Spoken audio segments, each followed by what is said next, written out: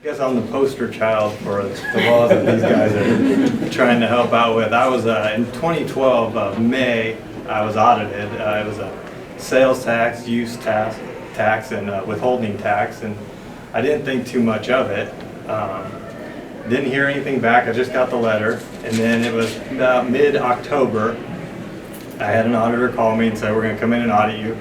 And at that point, my attorneys, said, "Yeah, you just go along with the audit, you help them out, whatever they need." So I came in, and the first appointment, he said, "We're going to audit, we're going to charge you sales tax for every bit of business you've ever done, or for the past 3 years. So 2009, 10, and 11, you're going to be charged sales tax for tuition, whatever you've done," which was a shock to me. I've been in the business now 20 years.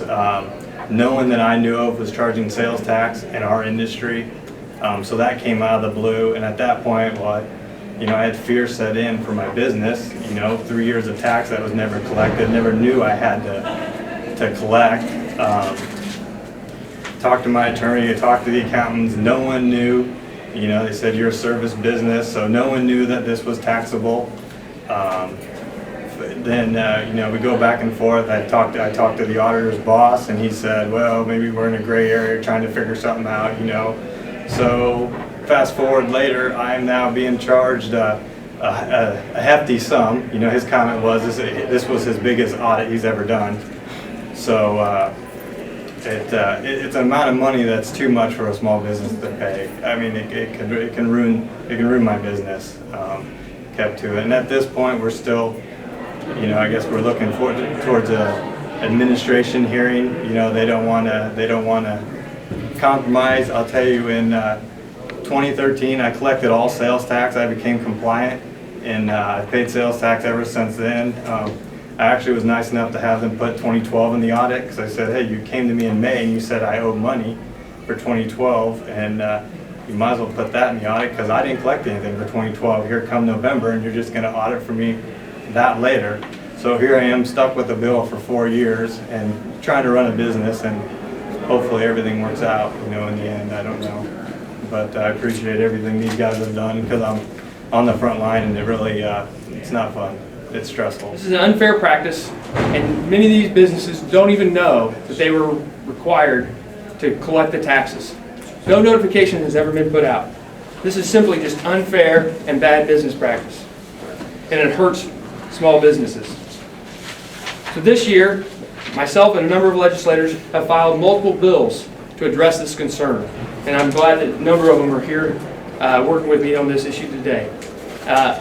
I believe that what we need to do is stop the Department of Revenue from notification by audit. That's how they're notifying people that they have to collect these back taxes. And so some of these bills get to that at heart. What Senator Kraus has said is absolutely right. In fact, I quite frankly am very frustrated with the response that we got from the folks at the Department of Revenue when we first tried to have a list that delineated who could be taxed. And one of the responses was, "Well, we'll just find another way to tax them." That is a level of arrogance that I had not seen heretofore, and it certainly is not a way to encourage economic development in the state. And I found it disconcerting, to say the least, that we would have one branch of government, one branch of the administration essentially trying to put the boot of government on the throat of the small business and shut them down, one department, and another, economic development, charged with trying to resuscitate them. So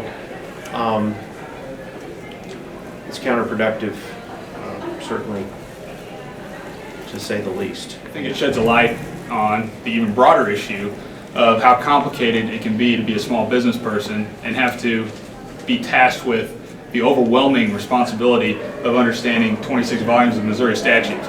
Okay, as a small business person myself, I know how stressful it can be trying to understand and determine what is taxable, what is not taxable. And I know there are always rule changes. It can change at the whim of when a department head changes, an interpretation can change. One year something may be an audit finding, the next year it may not. And to us and to Senator Kraus's, with the bill he filed, and that I filed in the House, will require the Department of Revenue to notify affected sellers when a change in their burden to collect taxes takes place. I know I've heard numerous, not just in the gym side of things, but sometimes the Department of Revenue will just send you a letter with an estimated tax due of that you haven't been paying taxes for the last several years on collecting taxes on this item. So you owe us, based on filings from others in your industry, you owe us a few $100,000. As a small business person who probably, most small business people in this state are probably like myself, and we go day by day, and we need to make our payroll and operate and hope that things continue to go well in the coming years. When you get a letter like that, you can lose a lot of sleep at night, and it doesn't have to do with just sales taxes. Sometimes it's just a misunderstanding, but they send out those letters and say you owe these taxes, and small business people that don't have the luxury of a full-time legal department that can study what the legislature does, or a lobbyist that can go and take care of or work within the legislature to try to change laws to fix problems. It's tough for them, and so I just want to commend, and Representative Hoskins did show up. I think the bill that he's filed in the House and that Senator Kraus filed in the House relating to the burden of proof is a great step in the right direction, because really right now is you get that letter from the Department of Revenue and you're guilty until you prove yourself innocent, and I think that's a mistake in the way we operate. So I look forward to continuing to work with the senators and representatives to advance this legislation. I'm hopeful that we're able to get those into law this year. I believe that all Missouri taxpayers, regardless of how big or small their businesses are, should be innocent until proven guilty. Currently, the Department of Revenue has more stringent requirements regarding tax disputes than the IRS does.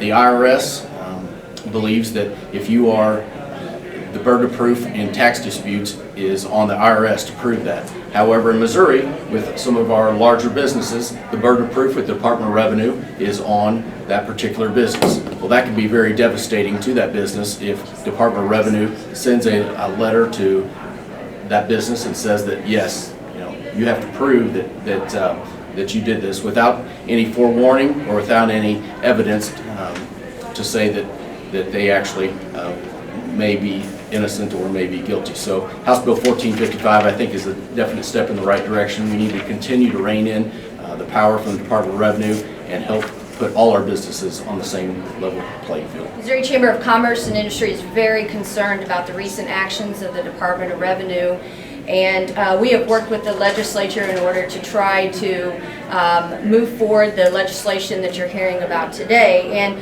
while the issue that we've heard regarding the gyms and places of amusement is bad enough, we are also hearing from our members on other issues that are very, very similar, where the Department of Revenue is overreaching their authority through the audit process. So again, we're very concerned, and I want to emphasize that this is not a standalone issue. The Missouri Chamber will not stand for backdoor tax increases put in place by bureaucrats, and we must do something to address the issue in the future. At a time where we really need to be focused on job creation and capital investment in this state, we have a Department of Revenue who is cutting jobs in the state and closing small businesses around the state of Missouri. And so we are here to support the legislature, but again to emphasize that this is an issue that needs to be addressed further.